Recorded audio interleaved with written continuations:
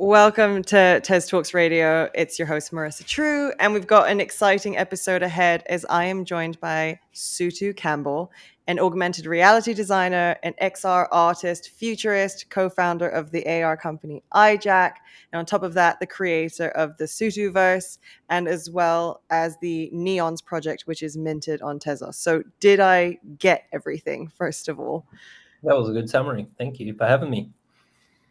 Well, we've clearly got a lot to cover today, but first off, I mean, how are you? How is everything? It's been pretty good. Yeah, it's had a bit of a wild ride today, but yeah, things are going well, I guess. In the background, I don't know if you folks have been watching. There's been this kind of big crypto crash, so it's like kind of a crazy time, but um, you know, it's also a good time to be building stuff. So that's what I'm focused on. Yeah, as always, there's never a day without any drama, and there's obviously a few big headlines that have really hit Mm. everyone's attention. And it's going to be interesting to see how that plays out. But before we get to the present day, we want to keep this conversation focused on you, and I want to start off with probably my favorite thing to learn about the guests that we have on here, which is your origin story, as it were. So I'd like to learn about how you got into the world of augmented reality design and basically how you eventually worked your way into the blockchain space. Yeah, so I suppose for me, like my journey kind of began even before AR. Like I was designing interactive web comics during the Flash sort of period of the internet, and the sort of like 2010, I launched my first interactive web comic, and that kind of got me into like just gravitating you towards like different types of technologies and trying to use them to tell stories. Then when the world kind of started migrating to mobile, like tech, iPhones and things like that, I started creating like iPad stories and interactive projects on the iPad. And then augmented reality came out in around 2014, and then that's when I created my first AR comic book, which was the first in the world of augmented reality comic books at that time. And it did really well, and we like created like a Kickstarter campaign, and that was successful, and we got a lot of really great press and stuff like that. And then yeah, from there went into VR and started dabbling in VR and doing a lot of virtual reality painting, and then I was making films in VR. I think I've made about 7 VR films. And then all my friends were wondering why I was kind of dragging my feet on the whole crypto thing. And I was just really busy at the time because I was working for a company making virtual concerts, a company called The Wave. And we had a really busy year during the pandemic because no bands could tour. So we were very busy creating virtual concerts for bands like The Weeknd and John Legend and Dylan Francis and things like that. But then my friends finally convinced me to create some NFTs when they invited me to do a collaboration with Deadmau5. And that was my first NFT collab with Deadmau5. And then, like, kind of after that, that was on Ethereum. And then shortly after that, all the environmental concerns about the blockchains, like the proof of work blockchain, kind of came out. And so shortly after learning about that, I decided to migrate to Tezos as an environmental choice. But then it sort of, as I learned more about Tezos, it became kind of a good choice for the support of artists across the world to be able to participate in blockchains in general, because the gas fees were much more affordable for everybody, and there was no gates on the Tezos NFT platforms. You didn't have to get an invite and things like that. So that was my whole life story there. I mean, it sounded like there was almost a fairly linear adoption of new technologies as they came out and as they kind of Mm. came to the fore of people's minds. Mm. From from strictly mobile technology to AR and then to VR, and then basically immersing yourself in virtual worlds, which then lended itself quite tightly to blockchain. But then, when we talk about the construction of virtual worlds, and then we talk about this idea of the metaverse, when did your fascination with how that translated to the metaverse begin? Like, what was it about it that captured your attention? Well, I mean, the concept of the metaverse, which is, us sharing a virtual world, having a shared experience in a virtual world. Often in sci-fi, it's been depicted through some sort of means of virtual reality. Definitely, it applies to augmented reality as well. I mean, my first kind of webcomic series was all about this. Back in 2010, I created a whole kind of youth culture in my story that surrounded augmented reality and virtual reality culture, except that these people had chips in their head that allowed them to project their art and imagination onto the city and the walls and in between. And then they could flip the channels kind of thing and be in other people's art worlds. And then they could also go fully immersed into VR worlds. Um, so I've been thinking about it for that entire time. And then what I started to notice was the technology was starting to catch up with the technology I was describing in my story. And then I had like my business partner, for example, message me at the time and said, we could make some of those things. And then I was like, oh, let's give it a shot then, So we started making like augmented reality stuff. And when you start creating these things and it gets a bit of attention, then more people come to you and they're sort of asking you, well, what else can you do? What else can you do? Or they'll commission you to do stuff. And before you know it, you've started a company and that's your shtick kind of thing. I mean, it sounded like momentum built really fast, but given, you were originally creating these comics over 10 years ago, was there a bit of you that kind of felt like you had predicted the future in a way, or at least had some part in shaping it? I mean, I would like to think so. I know that I've like influenced some little pockets of digital culture. Um, and I mean, even with our platform that we've created, we have 10,000 artists on there that are using our tools to create augmented reality art. But it's not the kind of influence, for example, that like William Gibson had on people's minds when he coined the term cyberspace in Neuromancer, or Neil Stevenson when he coined the term metaverse in Snow Crash. It's like those guys are on another level. But but they're not kind of creating the digital culture, the fabric that allows us, the rest of us, to participate in that, in these types of worlds. And that's what I've been trying to pioneer for like a long time. Mhm. And I think, I've been lucky to work on on some of the projects that have played an important role. I think like our virtual concert that we did for Ready Player One, when that film came out, I was working with the Wave guys on that, and you know, we were the best company in the world at that time to be able to present this concept of the distracted globe, which was the nightclub in the Ready Player One story, as a shared metaverse virtual reality experience. And it was, really good. Like it was so much fun. Sony sent us the assets of the actual nightclub that they used in the Ready Player One film. We, edited those assets to make them work in VR, and then we had hundreds of people logging in from all around the world and joining us as Ty Sheridan, who played the main protagonist in the film. He was doing some VJing with his avatar in real time in the film and stuff. And I was running around in the audience, giving audience members virtual drugs and stuff. Like it was really, yeah.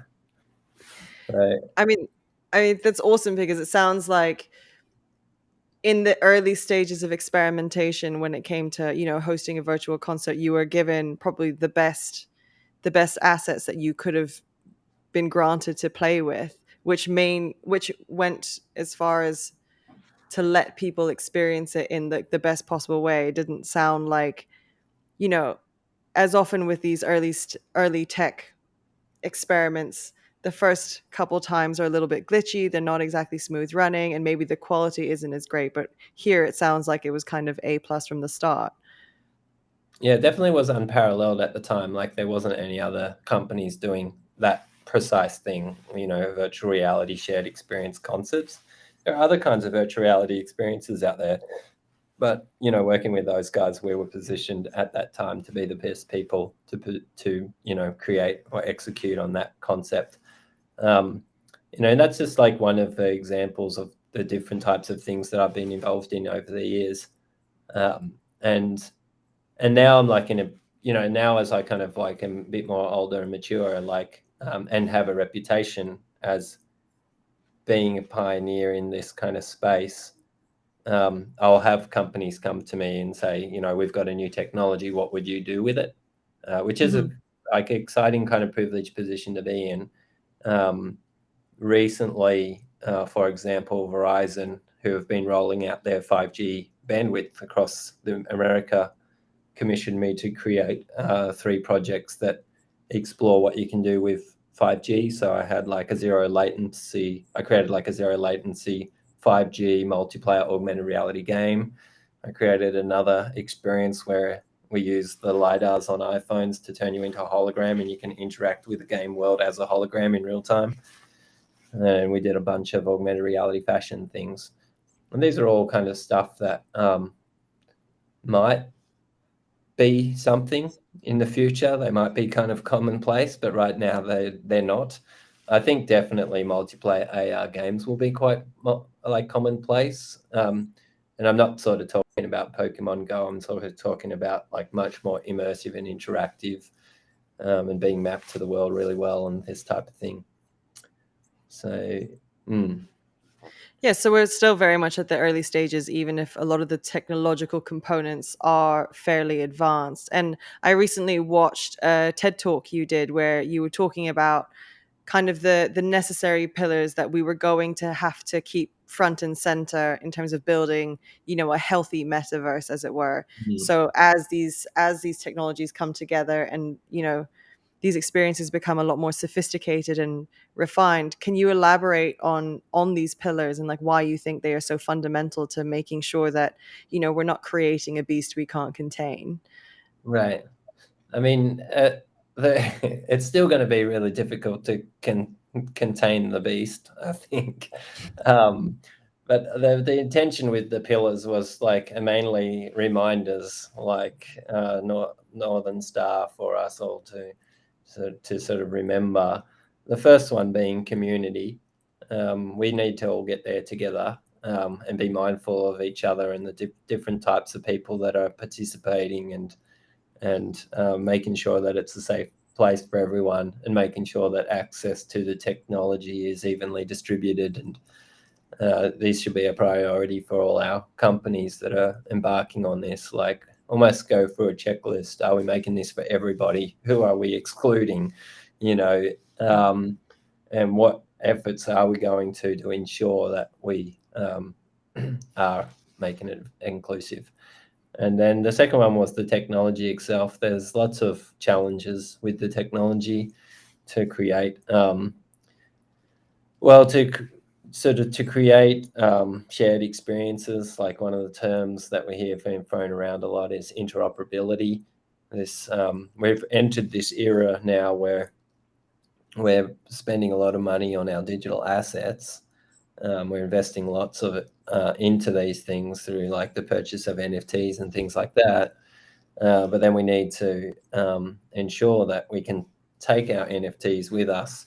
So if one of the platforms dies, like we don't want to lose everything that we've spent money on and built up over time. We need to be able to take that with us into the next world, kind of thing. Mhm. And that's a big challenge because the industry as a whole has to agree on new formats, file formats. At the moment, we've got things like GIFs and JPEGs and various types of video files. And then we've got some more experimental things like HTML formats and WebGL and stuff like that. Some things, we can I think like it's safe to say GIFs will be supported for a long time because we've already had them since, since the dawn of the internet kind of thing, and JPEGs and MP4s and the different type of encoded videos are, probably pretty stable. But then as soon as you get into any of the interactive formats, then it gets very tricky. So that's a big challenge. And then the last thing is this, I guess, like technology, and the last pillar, which is decentralization, is a little bit combined. So technology is, well, what I talked about in the TED Talk was more about the access to technology, what I described earlier, making sure that people can have access to technology, what that is, and the file formats. And then decentralization is just not having a dependency on one proprietary software. So, if Instagram goes down, do you lose all your Instagram posts and all the imagery and all the effort that you put into that? You shouldn't have to. Like, that should be yours to own, and you should be able to just migrate it somewhere else, and you should be able to migrate it easily. So that's kind of, I think I described them more elegantly in my TED Talk. I had to remember that you don't get any, you don't get a teleprompter. You have to have it remembered. It's very nerve-wracking. Well, you definitely did cover all of it because those are the ones that I had written down in my notes prior to this interview. So well done on Okay. on still remembering. And then, in terms of this principle of decentralization, and then basically making sure that these assets, or whether they're GIFs or JPEGs or more complex files, aren't at the mercy of the platform that hosts them. I mean, that's the kind of looking at it from a technical standpoint, but also when we're looking at, say, this idea of the free movement of NFTs, we're also looking at, I guess, who the tech giants are, who Mm. are making big plays for the metaverse. And I think, I mean, we don't really have to name names, but I think we all know who we're talking about. So, like, is a part of something that you're conscientious of when it comes to why decentralization is so important, about the prevention of this monopolization of any kind of metaverse we try to create?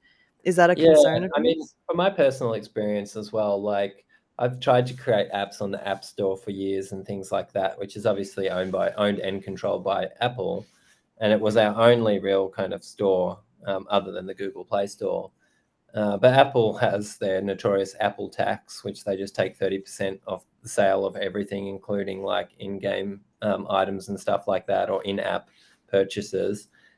And you kind of like, why? Why do you deserve that? It's crazy. Like, you don't do anything for me. And I have to pay you like a fee to even be on the platform every year anyway. And then you have this problem, like if your software, if they update their operating system, then maybe your app won't even work 1 year down the track because they don't support backwards compatibility, or they bring out new devices and they're like, you go and upgrade all your apps.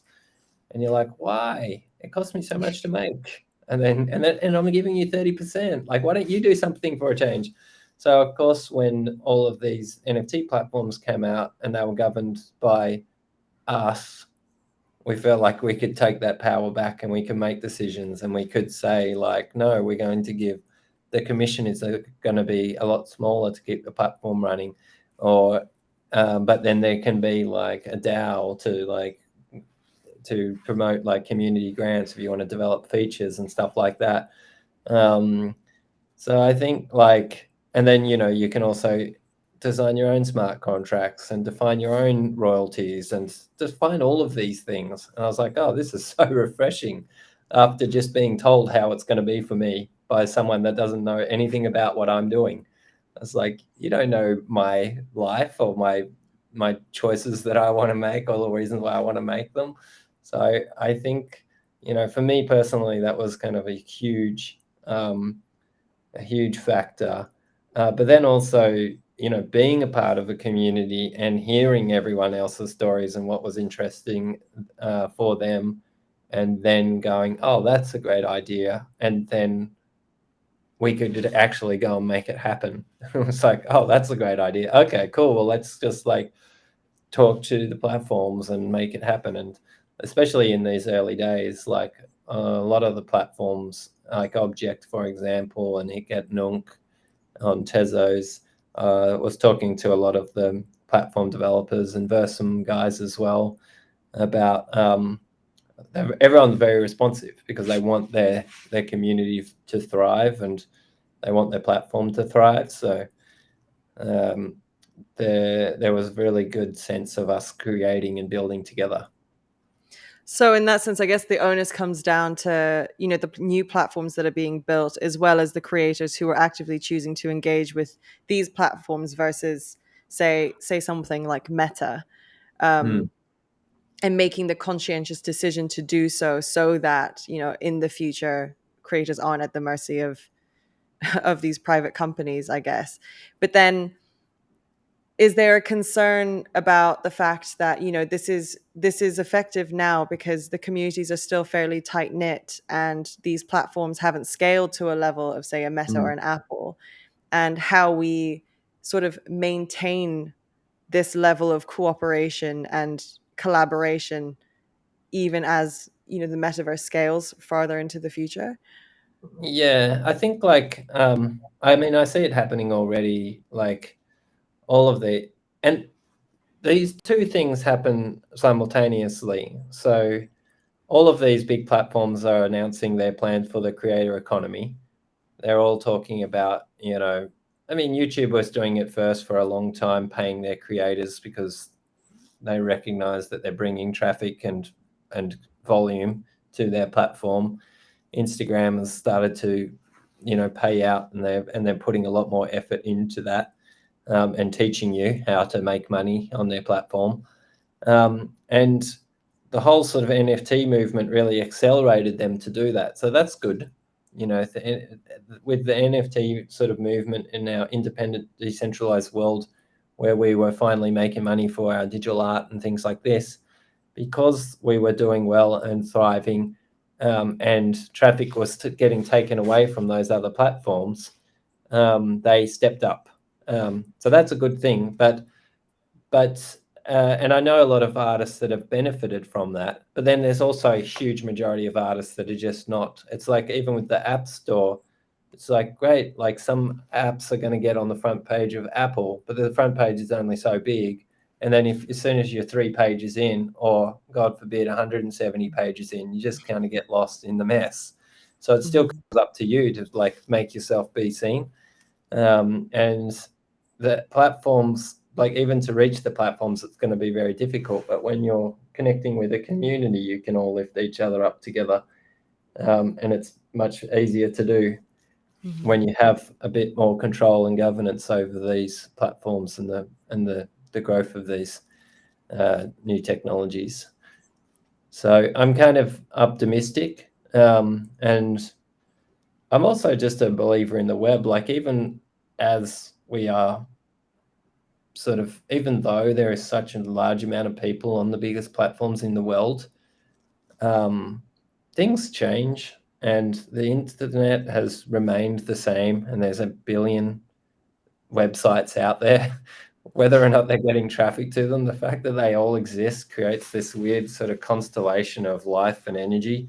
And we find ways to connect one site to the next, and we create our little like web rings, to use a term from the 90s. I feel like there's some great organization that can happen just within that concept of all of these platforms. Like I can show my art on Hicket Nunk, but it can also be listed and visible on Object, and it can also be visible on Versum and vice versa. And I was like, well, there's 3 avenues of people to discover the art, rather than it's just on Instagram, or I have to reformat it and repost it on Instagram, reformat it, repost it on Twitter, reformat it, repost it on Facebook or whatever. It's like I can just have one art that's decentralized and can be listed everywhere, sort of thing. Yeah, so I guess it's a bit about empowerment, a bit about efficiency, um, and a bit about community as well. Because as you said, there's billions of websites on the internet, and some you would think have zero traffic because it's so niche. But then there probably is a community that surrounds it that would use a site like that we're just not privy to. So then, in There's terms of also a bit of a bit of resilience and just kind of constant creativity. I mean, the landscape changes so much every day. And I mean, as an artist, you kind of have to be ready to reinvent yourself a bit. And it gets exhausting, and you find a platform and you find a little home there, and you're like, no, this is good. I'm here. I'm happy here for a while. But I think also just in the back of our minds that we should, um, I don't think we should get too comfortable, not in this kind of technological landscape. We have to be prepared to pick up and keep moving, um, just because it's the nature of the beast. I mean, it's a very optimistic view of human nature, especially as it relates to evolving technology. Um, and I like the idea that you can't stay complacent when so much of this technology is moving at such a rate. But then on the other side of this, I also wonder about how this is still a very novel experience for the vast majority of people. Um, the projects that you've embarked upon have become increasingly sophisticated over time just because new technologies are available. But then when it comes to, let's say, the general public, like, how ready do you think people are to fully embrace this, digital to physical experience and vice versa?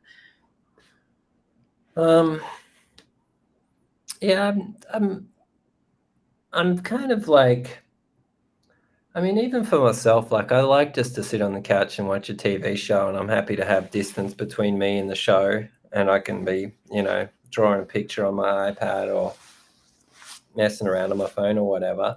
Like, I like that kind of space and separation. So, and that's one example. But when I was like deep in VR, for example, creating, I found like being able to move my body in a digital space and fully put my body into the work that I was creating. I was extremely productive, but also I was very focused because I didn't have any distractions. I was in the headset, had my headphones on. I was completely 100% focused on what I was doing. So that period, I was super productive.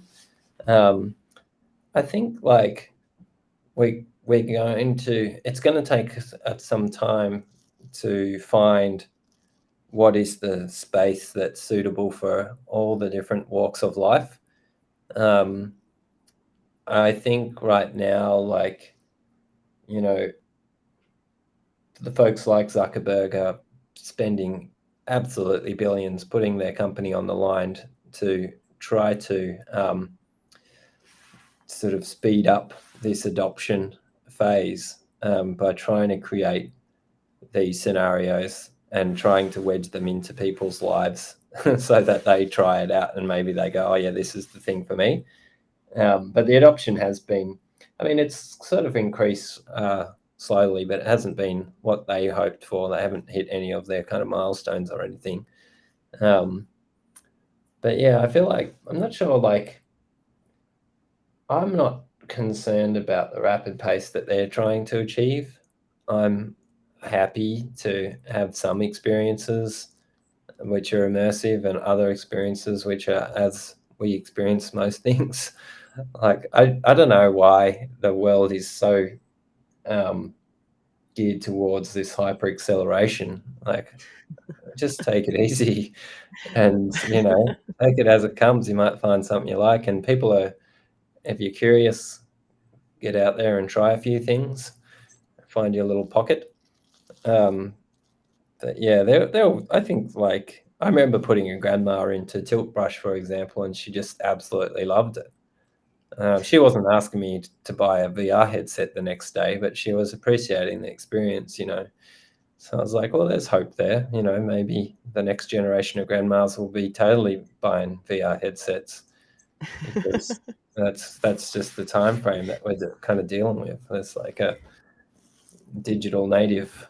Um, Digital natives are growing up today, and they'll be grandmas soon.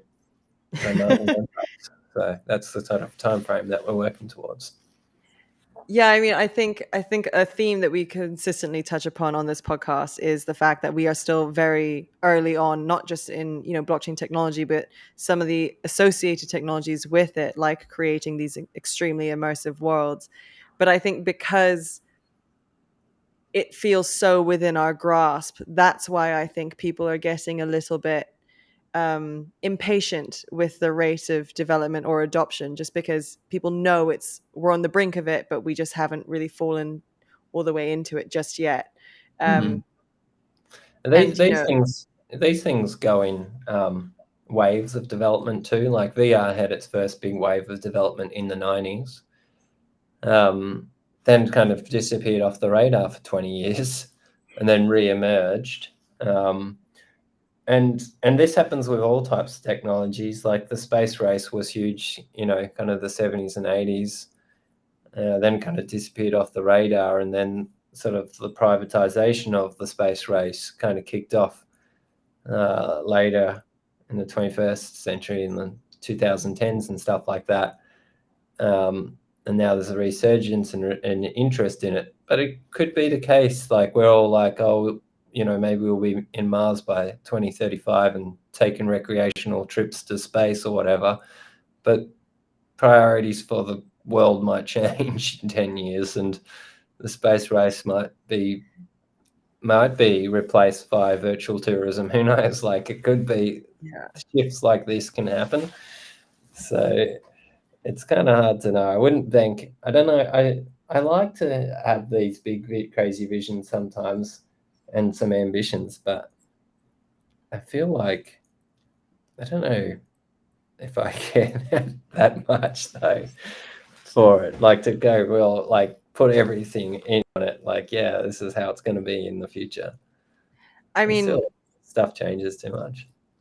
I think there's nothing like a pandemic to prove how quickly priorities can change over a Yeah, very short window exactly. of time. So I think, and I think A that's whole generation, like a whole generation of young people are completely wired differently, and us older people, like our lifestyles have changed, and the amount of people working from home and all of these things. And the work from home factor did accelerate people experimenting with digital experiences more than ever. And it did get people I mean, everyone was trying all kinds of digital experiences, and then as soon as the pandemic ended, they're just like, oh my God, get me out of here. Like, get me out of my home. Or some people weren't, but a lot of people were like, okay, I've done 1,000 hours of digital. Like, I need to just go and put my face in the dirt for 3 weeks. That's kind of how I felt. Or just throw yourself in the ocean. basically anything other than the confinement of our homes suddenly became so much more desirable. Yeah. So just like give me a dirty alleyway. I'll be happy. Just let me touch all public surfaces without washing my hands. So then when it came to, let's talk about the development of the Sutuverse. And, it's kind of described as this Web3 playground. It incorporates different kinds of gaming. So what motivated the creation of the Sutuverse? And also tell me about its name and why you chose to name it after yourself in that way. So it's my ego that motivated it all, of course. Um, I mean, it's kind of cringy now because everyone's gone and dubbed a metaverse here, a metaverse there. And I was saying the other day to someone like Megan Thee Stallion's Hottieverse, that was a good one. And Dolly Parton's Dollyverse, I think it was Yeah. called. Yeah. These are my favorites that I like to put Sutuverse alongside. Like we're going to see 3. Those will be my top 3. Hopefully, I reach that caliber. But I mean, for me, it was just like it's a website basically. I'm just putting all my work in there, but this time it's more immersive and it's different types of experiences that people can engage in. And also because like I wanted to participate in this concept of the metaverse and explore for myself what interoperability could look like, how we can use owning one NFT to unlock multiple experiences, to actually go through and walk that walk, because I wasn't seeing it being done. And I was like, oh, here's a cool opportunity. I'll create my Neons project, 10,000 avatars. Anyone that owns a Neons will go and sync your wallet to my augmented reality app, and suddenly the Neons is on your face. or you can put your neons down the street as a sign, like a neon sign in AR, or sync your wallet to my website, the Sutuverse.com, and then suddenly you'll see your avatar materialize as a 3D playable character, and you can run around this maze of obstacles and stuff. But it was, for me, it was that user case, like development user case of like, okay, let's do this and this and this, whilst trying to combine it in a like nicely wrap it up in a cool world building project. You know, I created these identities. They're from a futuristic world. They have a narrative, underlying narrative that drives each of these experiences. I want to connect it all a lot more. Still experimenting, kind of paving the way as I go along. But like more recently, I had the opportunity to pitch a film, and that was great for me to flex on storytelling again and think about, you know, a start, middle, and end story that's inside the neons kind of world, which I'd been dying to do, and now we've made some headway on it. The film's still got to get green lit, but we'll see what happens. So when exactly did you, I guess, launch Sutuverse? I guess so I did the neons drop in November last year, and then with that there was a roadmap, and I said I would release an augmented reality experience first. I released the augmented reality experience around January 20, and then I released the second augmented reality experience about April. That was the neon's faces, and then the game, which is a full 3D world and a real headache to create. That took a lot longer, and that came out August, I think. Yeah, probably about August. So there was something kind of every 3 months, I would say. And yeah, and now there's just a focus on building out the game, adding more levels to it. There's a lot of, like, the game is the most complex piece because there's so much going on with the interaction of the NFTs and the blockchain, and we've got like a live leaderboard, and depending on how you play the game and the kind of challenges that you set will allow you to win bounties. We've got a tournament running at the moment. There's thousands of dollars worth of prize money, and every week our players go and check the bounties for different kind of challenges, and if they complete those challenges, they can win cash prizes. And it's all just like big marketing tool, marketing campaign right now to get people into the game and playing and winning. We thought, like, you know, we could spend the money on ads and stuff, or we could just give money to people. So the people go and tell each other, or maybe they don't want to tell anyone because they want to win for themselves. So yeah. So then what was the reception like? Like, tell me a bit more about the community of players that you actually already have engaging in Sutuverse. It's really wild. Like, some of the players are just so good. I'm not actually that good at playing games, so as a creator of games, like, I create this big crazy world, which I love doing. Like, I love the challenge and the puzzle of creating these kind of worlds. And then the most rewarding experience is when someone that's really, really good films themselves playing and then posts that to Twitter. And you're just like, holy shit, I would never have thought to play the game like that. That's so cool. So I've seen so many of it. And like, I built all of these, like, because my Neons project references sort of hacking culture and sort of cyberpunk culture and stuff like that. I built little hacks into the game. So it's like a speed run game. So you basically have to run through this maze of obstacles. It all kind of looks like a Tron world.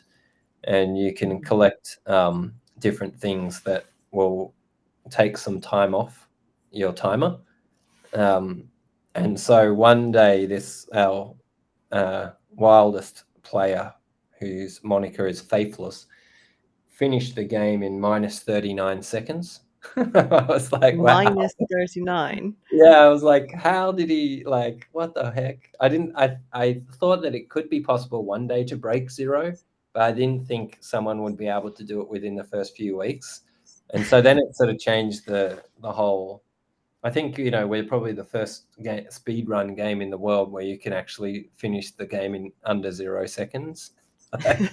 Doesn't make sense in the normal concept, but I love it because that's the whole idea, is that you're supposed to hack your way through and manipulate the variables to get there. And not like an actual literal hack. It's like you collect things. It's all built into the gameplay. But yeah, so then it was on me to like go and rewire the course and make it more difficult for the next tournament.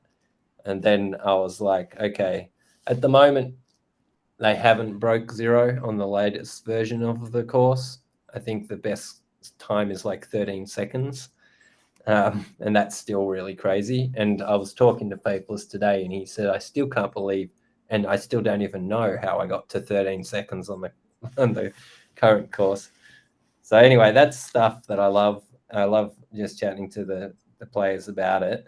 But with that being said, like there's a lot of work that needs to be done to build up a bigger gaming scene on Tezos. And also just a bigger gaming scene in the Web3 space. There's mixed feelings about like the gaming world entering into Web3, I guess. Probably comfy in their current systems of transactions and stuff like that. But there is so much power in this concept of Web3 and owning the digital assets and what that means, and having digital assets that contain metadata and stuff. So I think the game world will come around pretty soon, and then it will just be a huge storm. Like everyone will be getting in.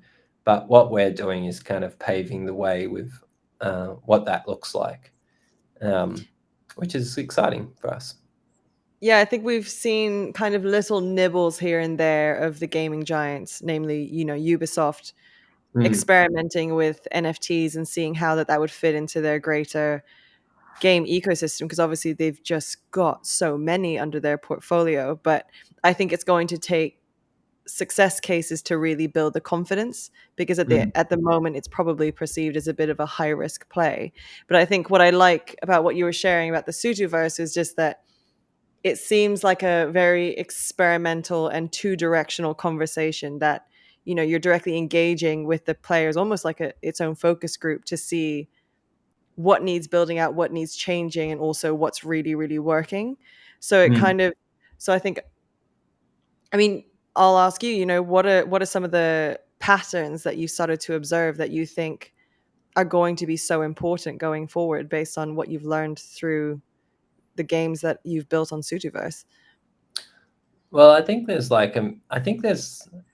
well, when we think about ownership, we often in the NFT space, we think about like, I create an asset, I sell it to you, you own it. That's one sort of form of transaction.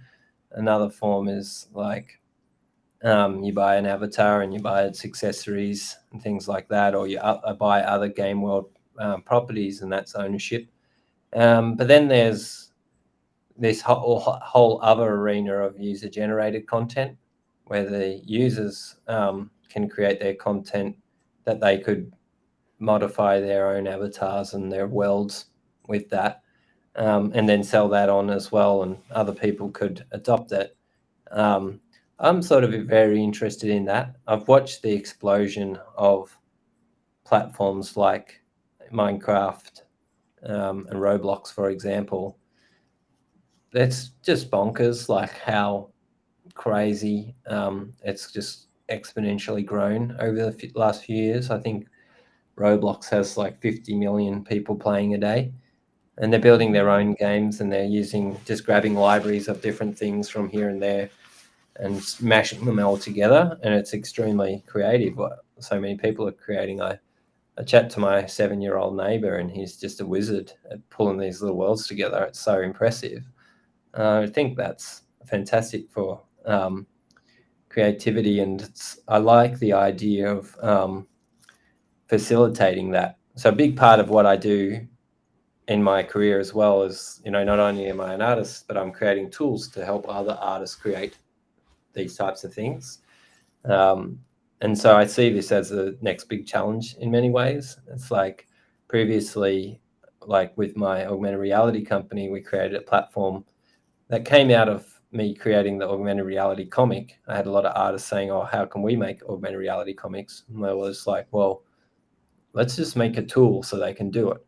Now we have 10,000 artists using our platform doing exactly that. I think now I'm like, well, I've got this cool game, which is a speedrun game, and it's basically a big box full with little ramps and platforms and obstacles. What if I could just let the community go at it, rearrange all of those ramps and platforms and obstacles and make their own courses and then publish their own tournaments, and then everyone can play a tournament that's been created by the community. That would be awesome, because then it would mean that we would have thousands or more games to play. It also means that we as a company can highlight the awesome creativity of the community and say, hey, have you seen this course designed by, whoever it is, Faithless probably, and we'll go, hey, we're going to actually get behind this course and make it the official course for the next tournament. We're going to throw some money at it. It's going to be like X Games of the Sutuverse. And then we could create like a model based on that. I think that's kind of the thing that excites me the most. And then over time, we can start to introduce NFTs that could be whole packs of different world-building items, new ways of creating ramps or loop-de-loops or whatever we want to incorporate. Maybe people would just be able to upload their art and have really wild art sculptures in that you have to run along and run and jump off or something. I think just keeping the mechanics that are in the game at the moment, but allowing the creativity around those mechanics to flourish more and more.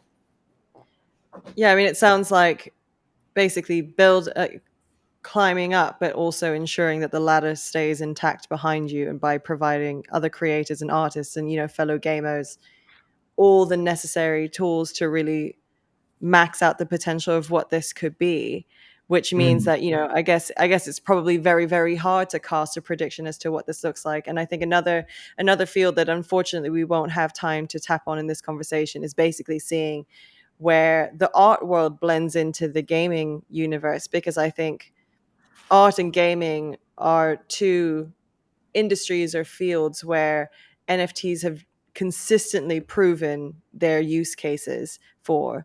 And I think we're starting to see this overlap between those two worlds, and seeing artists get a bit more experimental with gaming, and gaming getting a bit more experimental with art. So I think the more questions you answer, the more arise in a way. And I suppose I kind of feel like the art and gaming and the art and interactivity, there's a constant sort of demand for more, I suppose. Not everyone has to give more. I can still appreciate a static image as much as a game. It's exciting though. I don't like having to learn new things constantly. So I do appreciate when a cool tool comes along that helps me do it. We recently installed an AI in our Discord, which you can go to her. Her name's Cynthia. She has her own channel on the Discord, and you can just say !draw, do text prompt to ask Cynthia to draw whatever text prompt you come up with. And a lot of the community's been playing with that. And in the future, imagine, we tested it. Like Cynthia could create the textures for your game items, and they could be seamless patterns and things like this. Further down the track, Cynthia might be able to generate 3D assets. And it just means that like non-3D technical artists and non-visual artists could participate. And this kind of comes back to that pillar of access to technology. Like we want people to be able to participate, and it's like, well, how can we do that? How can we ensure everyone participate? Everyone can participate on different levels, but we want to ensure that level isn't too high to begin with. It's like trying to find that nice balance. We understand there's always going to be a learning curve with new tech, but how can we make it a bit more frictionless and a bit more enjoyable. It's like you don't have to go in there feeling completely daunted. So Yeah. And that is a conversation that's at least taking place in the art world through some of the other interviews that we've hosted, where it's it's the idea of, if you grant everyone access to these tools, then, at least in the art realm, how do you then reevaluate what's considered legitimate art? Because if everyone can do it, does that mean everyone's an artist, sort of thing? And it's this whole other, I guess, rhetorical debate that's taking place. So it's yeah, interesting to hear the more of a technologist point of view of things. yeah. I also just think about like how artists, even really prominent artists, explore different mediums. Like we see Murakami, for example, he did a big merge with the fashion world, and he has like his art on sneakers and things like that, and he's still selling his paintings in the biggest museums in the world and art galleries in the world, and it hasn't stopped him from exploring these different avenues.